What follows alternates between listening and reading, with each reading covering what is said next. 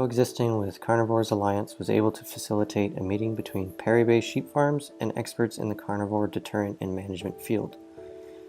The purpose of this meeting was to mitigate negative encounters while looking at the measures that were already in place. At this meeting, there was John and Lorraine of Perry Bay Sheep Farm, Bob Hansen, a conflict specialist for Parks Canada, and Jeff Marley, the owner of Margo Supplies Limited and fencing expert.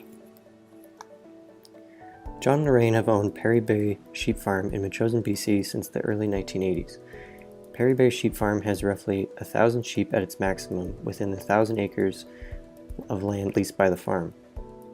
The sheep are bred in the fall and come home to be fed hay and grain in early December. Around Christmas time, they are moved into the barn and sheared and stay there until their lambs are up and vigorous, and then they are moved back onto the pasture again towards the end of February. Their biggest problem comes that with the territory, and that is the presence of black bears. As the sheep are roaming free in large fenced pens, they are susceptible to bear attacks. While the pastures are fenced, many of them are not electrified as it is expensive to upkeep and maintain. Sheep farming is not a lucrative business, and John and Lorraine do most of the fence maintenance and surveying as they cannot afford to pay labor workers.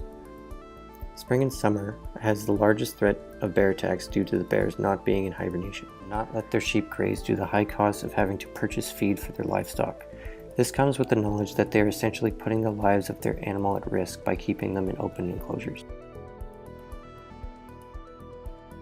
Jeff Marley, who owns Margo Supplies, has over 35 years of experience in wildlife deterrence and management.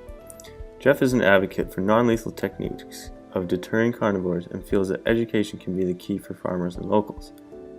This education starts with the tracking of movements of these animals, which can include a variety of methods. For instance, collaring the animal would be an ideal method. However, it can be overly expensive and needs extensive programming and monitoring to implement. There is also the capability of using DNA tests from the fur left on the fences and trail cameras that can be used to identify the animals. However, these do little to actually help deter the animal, and oftentimes the information gathered can be from after the negative encounter has already occurred. Conservation officers are one solution, but they are oftentimes very busy and will only intervene if the animal is an actual threat to property and human life, as their mandate is to protect public safety. Both the farmers and Jeff came to the conclusion that a contracted group of individuals that can immediately respond to a negative bear encounter would be an ideal solution, but an organization such as this still needs to be created and will rely heavily upon experienced individuals and possibly volunteers. By facilitating this meeting, the Coexisting with Carnivores Alliance was able to establish the necessary connections that farmers need to make in order to seek alternative means and methods of dealing with negative encounters with carnivores. There is a lot of work, however, still to be done, but further education and experience can help maintain the balance of coexisting with carnivores.